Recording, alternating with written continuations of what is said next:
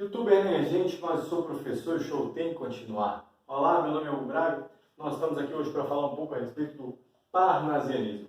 O parnasianismo foi uma escola literária que floresceu na França e depois teve uma grande adesão aqui em terras brasileiras. Bom, a origem da concepção na qual esses autores, esses escritores vão se basear é o Monte Parnaso, que era conhecido por ser a morada do deus grego Apolo, né? Apolo, em contraposição com seu irmão Dioniso, que eram os filhos de Zeus, né? Apolo seria aquele deus da simetria, da harmonia, da perfeição, né? Da organização, da lógica, ao contrário de Dioniso, que seria o deus relacionado às festividades, à fertilidade, né? E daí, portanto, a bebida, a sexualidade também. Enfim, para os parnasianos, para os franceses que criaram essa concepção artística, né, na qual os brasileiros vão se basear, seria necessário deixar de lado um pouco as lamentações, né, românticas, porque, segundo eles, os românticos, para colocar, né, no texto poético as suas emoções, acabavam deixando essa poesia um pouco mal feita, né, frouxa, manca, por assim dizer. Então, os parnasianos propõem que se deveria resgatar a beleza da forma, né? Para eles, o conteúdo não era assim tão relevante como seria, por exemplo, para os realistas na denúncia das hipocrisias sociais e das instituições, né? Não seria importante o conteúdo dos sentimentos do poeta, né? Mas o trabalho mais cuidadoso e detalhista daquele que seria chamado de poeta ourives. O ourives é aquele que trabalha com as joias, né? Que pega o ouro, que pega um metal precioso, uma pedra preciosa e molda, né, nos mínimos detalhes para compor uma joia. Então, para eles, o texto poético deveria ser, né, trabalhado nos mínimos detalhes, como são as pedras, como são os metais preciosos, para se compor as joias. Então, a ideia de arte pela arte, né, que a gente vai ver como sendo o lema. A arte não existiria para a sociedade, para a moral, enfim, para os sentimentos, mas ela existiria para ser um fim em si mesma, não é? Bom, a respeito disso, antes da gente ver as características estruturais, diz para nós o Théophile Gautier, que é um dos poetas que participa da criação do movimento parnasiano na França, no poema intitulado A Arte, né? Não vou ler o poema todo. Em duas estrofes ele diz para nós: rejeita, estatuário, a argila que teu dedo modela quando a alma está distante. Luta com o Carrara, com o mármore duro e raro, guarda das linhas puras. Então ele diz, olha, se você trabalha com estátuas, se você compõe estátuas, né? Quando o seu pensamento, quando a sua alma estiver distante, você estiver distraído, né? Rejeita o trabalho, não trabalhe naquele momento, né? Então, a argila não pode modelar, o artista não pode modelar a argila não pode ser modelada se esse sujeito estiver distante. O trabalho, a arte, né, deve ser uma luta com uma pedra dura, né, como é o mármore de Carrara, um tipo de mármore italiano branco, muito belo. Então, nesse mármore você deve, né, empreender esse trabalho cuidadoso e detalhista para guardar as linhas puras, né, para fazer nele acontecerem ali as formas mais simétricas, as formas mais harmoniosas, né? Mais adiante, nesse mesmo poema, ele vai dizer o seguinte: tudo passa e somente a eterna arte robusta. O busto sobrevive à cidade. Até os deuses morrem e os versos soberanos perduram mais fortes que o bronze. Né? Então, a história se sucede, as cidades caem, né? Mas a arte verdadeira, na concepção deles, é claro, a arte pura, é aquela que vai sobreviver. As estátuas de tempos antigos muitas vezes estão vivas para que a gente as veja até hoje nos museus, né? Os deuses, as religiões, as concepções de diferentes sociedades deixam de existir, mas os versos soberanos perduram mais fortes que o bronze. Então, né, de certa forma, uma concepção bastante marcada por essa ideia de beleza formal, né? Uma estética relacionada à ideia de beleza formal. Então, quais serão as principais características desse movimento estético, artístico? Não é? a preocupação com a metrificação, o ritmo e a rima. Então, a perfeição formal vai ser buscada acima de tudo. Nós vamos falar aqui mais em detalhes e também vamos analisar um poema para entender melhor o que quer dizer isso. Bom, a poesia, né, não vai ser uma poesia voltada para a declaração dos sentimentos, mas uma poesia mais descritiva, de descrição de objetos, de cenários, de situações e uma postura não afetada. Alguns dirão impassível, mas o próprio Olavo Bilac, que é um dos grandes poetas brasileiros, vai dizer para nós que a ideia não é a de impassibilidade absoluta, não é? Ele vai dizer o seguinte aqui na nossa página 142. Nenhum dos poetas da nova geração quer fazer do verso um instrumento sem vida. Nenhum deles quer transformar a musa num belo cadáver. O que eles não querem é que a Vênus grega seja coxa e desajeitada e faça caretas em vez de sorrir. Então, o que o Olavo Bilac vai estar falando para nós é que, ora, nós também temos sentimentos, mas nós estamos mais preocupados com a forma de colocar esses sentimentos na poesia, né? O resgate de temas da antiguidade clássica vão aparecer muito, claro, né? Com referência até ao próprio nome. Então, todas as referências da mitologia greco-romana, né, da Grécia e de Roma, vão aparecer nesses poemas, né, nesses textos. O preciosismo de linguagem, né? Se o poeta é como um ourives, ele deve trabalhar o máximo possível para obter um melhor resultado. Então, preferencialmente, vai se usar o soneto italiano, não é? Aquele que usa de 2 quartetos e 2 tercetos, né? 2 estrofes de 4 versos, quartetos ou quadras, e 2 estrofes de 3 versos, né? Em que a gente tem um arremate, uma finalização, uma chave de ouro no segundo terceto. Bom, os versos também vão ser versos metrificados. O que é metrificação? É o cuidado para que os versos tenham o mesmo número de sílabas poéticas, não quer dizer de sílabas ortográficas. Veremos isso adiante também. São os versos de 10 sílabas, chamados de decassílabos ou heróicos, ou de 12 sílabas poéticas, né? Também chamados alexandrinos, ou dodecassílabos.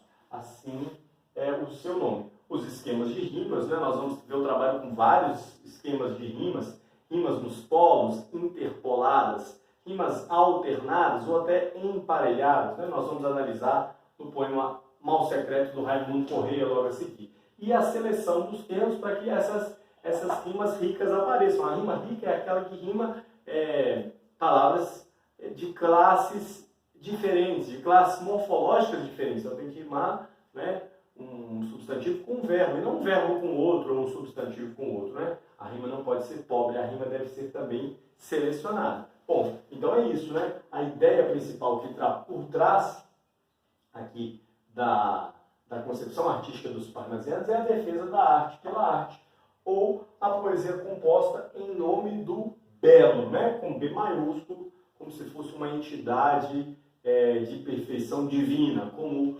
pensavam lá os gregos, né? E depois deles os romanos na nossa antiguidade clássica. Então, a gente vai ter como principais artistas desse período Olavo Bilac, principal poeta brasileiro parnasiano, também Raimundo Corrêa, vai ser um poeta de sucesso, além dele Alberto de Oliveira, Vicente de Carvalho e Francisca Júlia.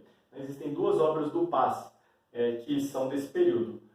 O Sonho Africano, de Francisca Júlia, e O Mal Secreto, de Raimundo Corrêa. Então, não vou me alongar mais, eu acho que essa deve ser uma aula curta, até para a gente poder fazer melhor a análise do poema a seguir. Então, eu vou apagar o quadro, transcrever Mal Secreto, eu faço uma leitura, a gente tenta analisar, né, o conteúdo e o esquema estrutural por trás de um texto parnasiano. Tudo bem? Um instante. Bom, seguindo a nossa análise, então, nós vamos verificar como se dão as características que a gente abordou um pouco atrás, no poema Mal Secreto de Raimundo Corrêa, que é uma obra do Passe desse ano. Então, primeiro uma leitura rápida. Se a cólera que espuma, a dor que mora na alma, destrói cada ilusão que nasce, tudo que punge, tudo que devora o coração no rosto se estampasse, se pudesse o espírito que chora ver através da máscara da face, quanta gente talvez inveja agora nos causa, então piedade nos causasse. Quanta gente que ri, talvez consigo guarda um atroz, recôndito inimigo, como invisível chaga cancerosa. Quanta gente que ri, talvez existe, cuja única aventura consiste em parecer aos outros venturosa. E assim termina o poeta. Observe você, a própria leitura, né, nos mostra como é cadenciado o ritmo, né, como as rimas são organizadas, como as palavras e as estruturas, né, convergem para essa ideia de perfeição formal no texto. Então, vamos fazer uma interpretação ao mesmo tempo que a gente faz uma estrutura. Então, como eu disse para vocês, né, trata-se de um soneto. O tipo de texto aqui é um soneto. Isso não há nenhum segredo, né? 4, 4, 3, 3. Beleza? Vamos verificar o número de sílabas poéticas. Tudo bem? Número de sílabas poéticas. Para isso, a gente precisa fazer a divisão dessas sílabas, prestando atenção nos locais onde há encontros vocálicos. É como se a gente lesse, né, em uma única sílaba, então não coincide com a divisão de sílabas ortográficas. Se a, co, le, ra, ó, o e aqui, ó, ques, ma, dor, que, mo, ra. Então vamos contar. 1, 2, 3, 4, 5, 6, 7, 8, 9, 10. Então, a gente vai ter 10 sílabas poéticas. Pessoal, mas tem uma no final aqui, ó, mas a gente conta até a última sílaba tônica, não é? Então, a gente vai, geralmente as palavras do português têm a sílaba tônica na penúltima sílaba, né? Paroxítona. Então, a gente vai contar até a última sílaba tônica. Geralmente vai dar na penúltima sílaba, né, regular, por assim dizer. Vou fazer mais um verso, mas pode perceber que vai ser sempre assim. Sabe qual é a questão?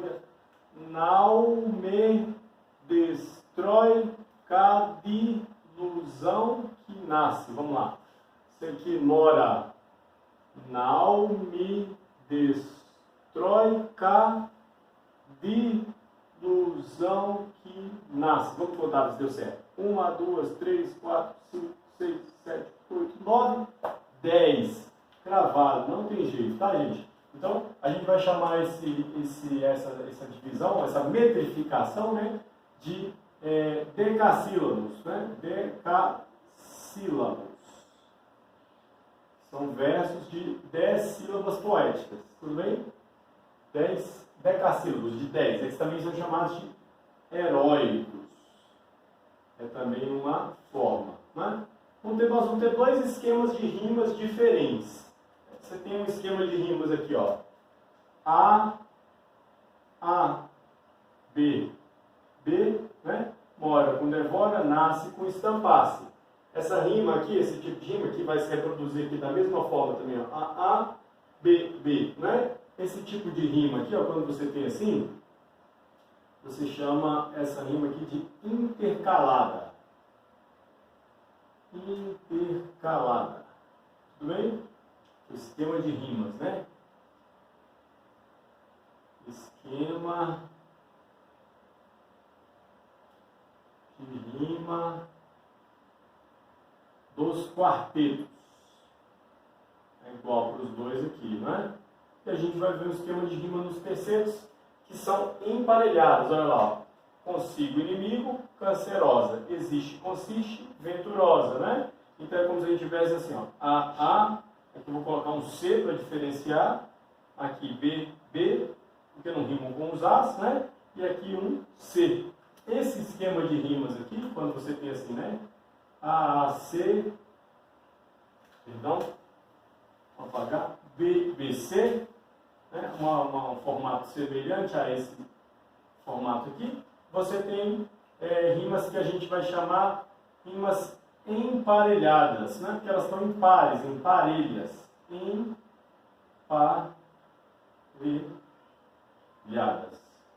Tudo bem? Então, esses são alguns dos aspectos estruturais que a gente nota à primeira vista. Vamos ver se, fazendo uma leitura mais detalhada, a gente consegue perceber outros elementos. Primeiro, vamos entender o que está colocado no poema. Se a cólera que espuma, então, se a dor, né, aquilo que nos causa raiva, a dor que mora na nossa alma e destrói as nossas ilusões, destrói cada ilusão que nasce, tudo o que fere, né, tudo o que devora o coração, no rosto se estampasse. Então perceba, ele começa o poema com um condicional, se, né? Sempre vai ser colocado com se, ó, dois condicionais em estruturas paralelas. Outro aspecto que a gente nota é um paralelismo. Paralelismo, né?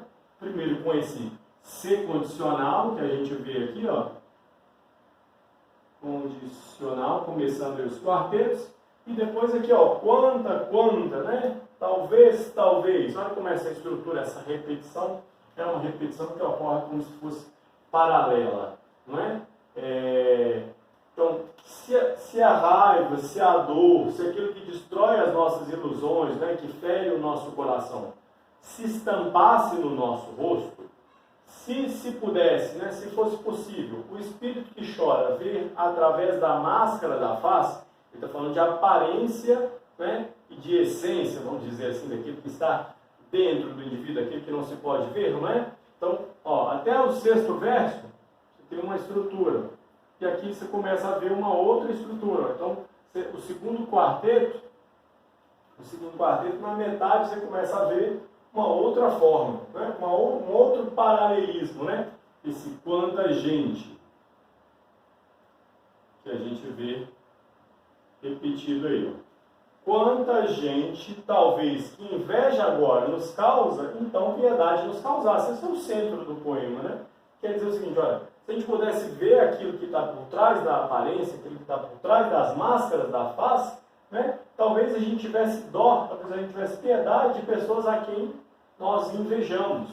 Quanta gente que ri, talvez consigo guarda um cruel, né, escondido inimigo. Então, a pessoa aparentemente sorri na frente dos outros, na era da imagem, como nós, né, que as pessoas têm que aparentar serem felizes, talvez elas guardem consigo, né, cruéis, escondidos inimigos com invisível chaga cancerosa. Né? Chaga é o mesmo que doença. O câncer é uma doença que brota de dentro do nosso organismo, né? Muitas vezes ele não é visto, ele demora a ser percebido. Então, está falando que pode haver, né, esse mal secreto, olha o título do poema, né? Que cresce como um inimigo escondido, cruel, como se um câncer fosse dentro de nós. Quanta gente que ri, e aí ele retoma aqui a ideia, né, que a gente coloca aqui antes, quanta gente que ri talvez existe, cuja única felicidade ou sorte, né, cuja ventura única consiste em parecer aos outros venturosa. Né? Quanta gente que talvez, né, tenha a única felicidade de querer parecer ser feliz, né? Seja a única sorte, o único destino seja parecer ser alguém sortudo. Né? Ele está falando aí sobre aparência e essência e esse contraste daquilo que não podemos ver. Então perceba, né? A gente tem um esquema de rimas muito organizado, a gente tem uma metrificação, né, na forma de dividir as sílabas poéticas. Pode fazer a divisão depois adiante, mas a gente sempre vai dar da mesma forma, né? Você pode ver, ó, bora, devora, que eu tenho uma rima pobre, né? Porque você tem rimas de verso. Chora e agora, eu tenho uma rima rica, ó. Faça e causasse, eu tenho rimas ricas, ó. Porque aqui eu tenho um verbo, né? E aqui um advérbio, ó. São classes morfológicas diferentes. Aqui eu tenho um substantivo e aqui eu tenho um verbo, ó. Isso aqui é o que a gente chama de rima rica. Tudo bem? Rima de classes diferentes. Maravilha? E assim, sucessivamente, a gente pode perceber que, não é? Cancerosa e venturosa rimam aqui, ó, encerrando finalmente o nosso poema de uma maneira muito detalhista, não é? De uma maneira muito trabalhada, como é própria da poesia parnasiana. Tudo bem? Era isso que eu tinha para falar para vocês. Muito obrigado pela sua atenção e bons estudos.